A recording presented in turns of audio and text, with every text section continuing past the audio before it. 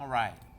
Today what we're going to do is warm up activity 2, and that's going to be creating this right here, and then we'll modify it. So first off, I'm going to grab what we did in warm up 1, hold down shift, and select all these parts here with the black arrow tool. And if I hold down option, I can click and drag a copy. Okay? I'm going to rubber band over these things right here and just make them rubber band over them, and I'm going to make them a little smaller so we can see them in real time. There we go, right there, perfect. So now let's take this, let me get rid of that. Here we are. All right. Okay, so first things first, I'm going to go ahead and create a circle by grabbing the ellipse tool. If I don't see the ellipse tool or my tools, I always go to Window, Tools, Window, Toolbars, and I like the advanced toolbar. So there it is. So I'm going to hold down shift and option, clicking and dragging out. There I have a circle. Cool, awesome. Now what I want to do is go to Object, Path, and Offset Path. Look what that did. It gave me a perfect offset. Now I can control the distance that goes up or down. I'm going to put it about right there. That looks fine. Say OK. So now I've done that part. The next part I want to do is I'm going to create a petal. I'm going to do that by clicking on the oval tool, click and drag one out, just like that. I'm going to grab my white arrow tool. Now when I click on my white arrow tool, notice when I'm going to grab my white arrow tool and I'm going to click right here. Now that node turns blue and all the other ones turn white, meaning it's selected. I'm going to go to the top. If I don't see this up here, remember, change your workspace, okay? To Essentials Classic, you'll see it. And I'm going to change the corner point to that, convert to like that. Now I have a petal. Now I'm going to click and move this over here, holding a space bar to move my mouse. And if I hover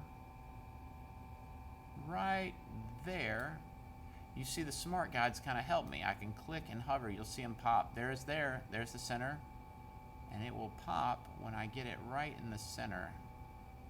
It seems to think that's the center. Okay. All right. So I'm going to hold down. I'm going to click R for the rotate tool. And I'm going to hold down Option. And I'm going to click down at the bottom of this right here. If I hold down Option, I click one time, this dialog box comes up. Now I'm going to repeat that real quick so y'all can see what I did. I hit R, that defaults it to the rotate tool, and I'm going to hold down Option. I'm going to click right here. Now here's the secret to this. If I go back one step and I move this to right here, right?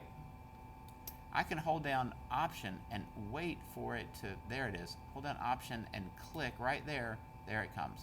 Okay, now I'm going to set my angle for 15 and say copy. Now if I just hit Command D,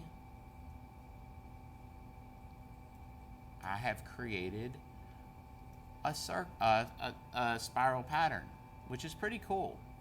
I could even grab this and start changing the colors to it.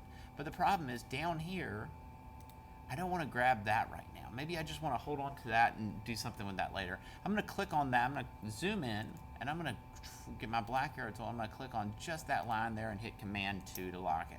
I'm going to click on the second one and hit Command 2 to lock it. In fact, I might even go down to here on the green stem and hit Command 2 to lock it. So now if I click and I drag over, it should only select, and it did, it only selected the spiral.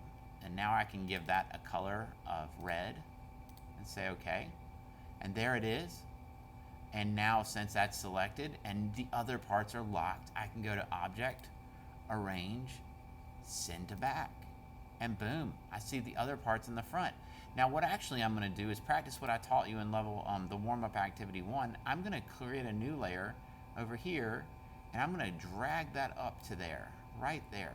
Boom. So now those petals are on their own layer. Okay? All right. So that concludes warm-up activity number 2. Signing off.